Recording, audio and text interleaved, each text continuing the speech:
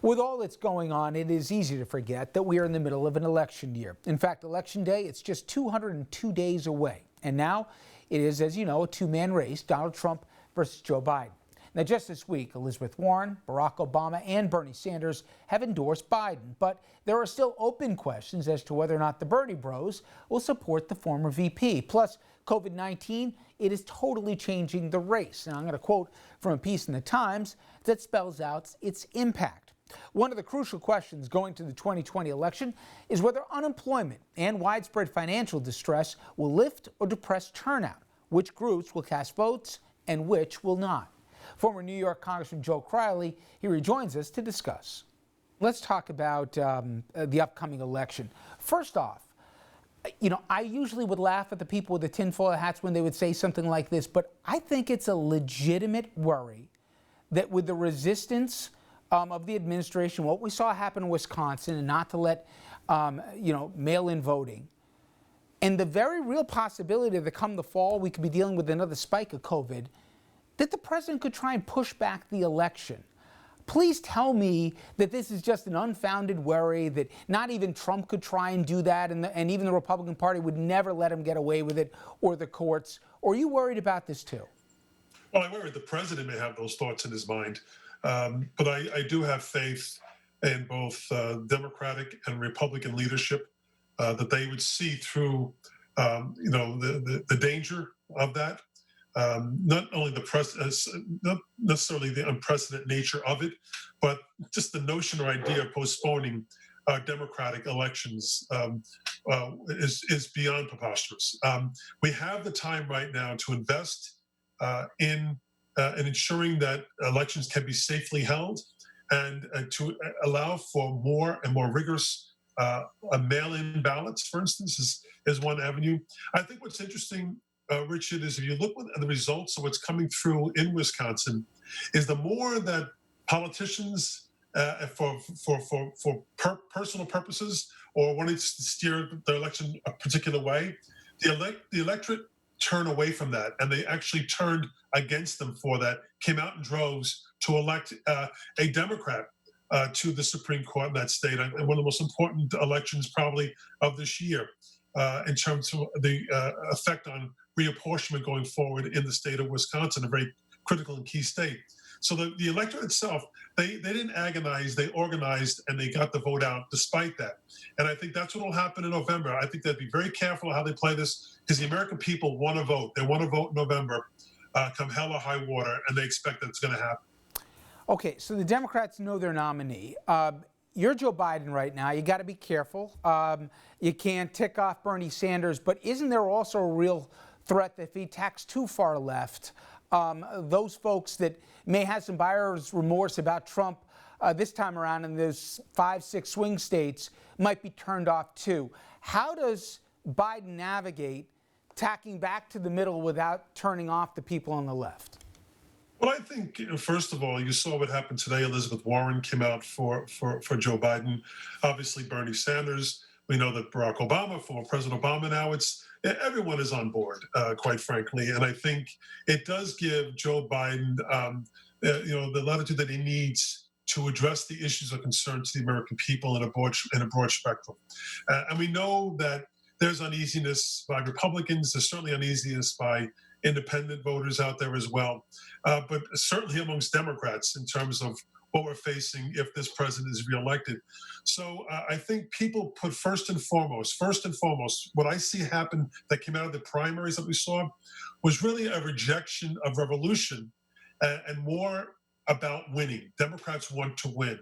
And that's, I think, the focus and why Joe Biden came out of this so strongly. He's coming out of these primaries incredibly strong.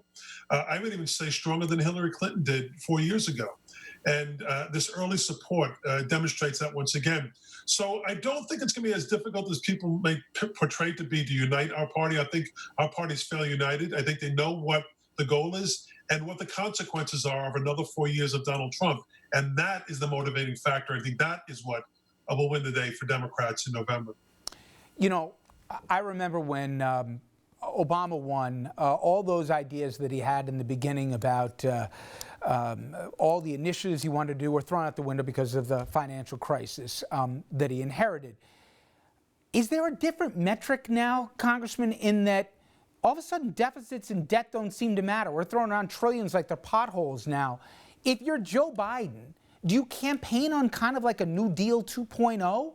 Or do you worry about the bottom line, and do you talk openly about deficits or debt, or does that not matter anymore?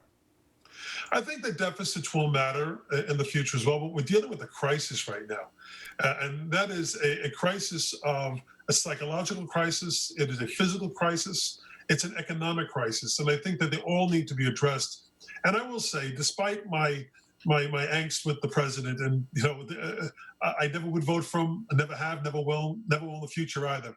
But I will recognize that the first responses so far to this virus have been concrete, albeit that there are flaws in phase 3, and I think that's recognized certainly by Democrats.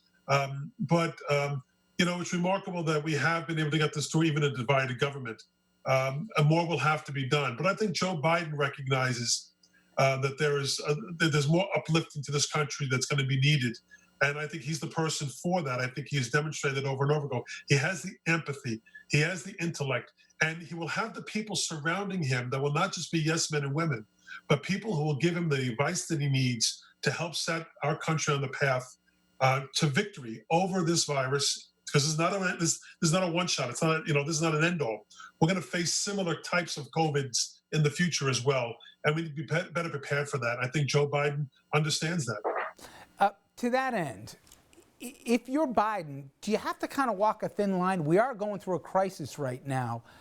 To me, what drives me the most crazy is every day, sometime between 5 and 6 o'clock, the president gets in front of a microphone, whether it's the Rose Garden or in the briefing room, and attempts to rewrite history in real time. And we know how people consume the information. Some of them buy it completely when it's a totally alternate reality. If you're Biden, do you spend your time reminding people what really happened or didn't happen from November and January and February? Or do you only spend your time saying, this is what I do different, this is how I get the country back on the feet? Because if the president's allowed to create this narrative that it was all the WHO or all China's fault and he handled this perfectly and nobody could have done it better and everybody loves the job he did, then you're kind of seeding the biggest governmental failure I've seen in my lifetime. Well, I think you're going to see a combination of both. I think Joe Biden is going to be very smart about how he responds to this, responds to the president when necessary. Will demonstrate what he would have done, and will say what he would have done, maybe differently had he been president. What he would have had in place already before this COVID-19 hit. Look, at the end of the day, there will come events in our future that will be unpredictable in many respects. Maybe though we should have been more prepared for a COVID than we were. I think in the Obama administration, there were steps that were taken, and the Bush administration, former President George W. Bush, made some important moves to prepare our country for a COVID attack. And I think that Joe Biden will have to first demonstrate the lackluster of this president, which won't be very difficult, I don't think, in terms of addressing this issue, and how he would have done things differently and how he will do things differently in the future. My father always had a great saying that I take to heart. He said, never bet against America. Whether you're a Democrat, Republican, or independent, whatever you are, never bet against America, because you'll always come out of the losing end of that. And I think that's the kind of attitude that Joe Biden has about this. He sees and is inspiring in terms of what we can be as a nation again, not only domestically, but globally as well for the world. Well, we're going to see how this all shakes out, but it is always great talking to you, Congressman. Thank you so much for the time, as always. Can I just say, I also want to say, I know we lost our good friend, Richard Brodsky, former assemblyman, was a great friend of mine. He was cantankerous. He was, he could be tough to work with, but at the same time, he was generally one of the smartest people I'd ever met and served with in government, in the state assembly and legislature. And I loved him. He was a great, great man. My heart goes out to Paige and his two daughters and the people of Westchester County who lost a great political leader. We've mentioned this since his passing, but you never had to guess where Richard stood on an issue, he'd tell you and he'd tell you why you were wrong, even if you Whether agreed with him. Yeah. whether you wanted to hear it or not. You would hear it. Congressman, thank you again. Thank you.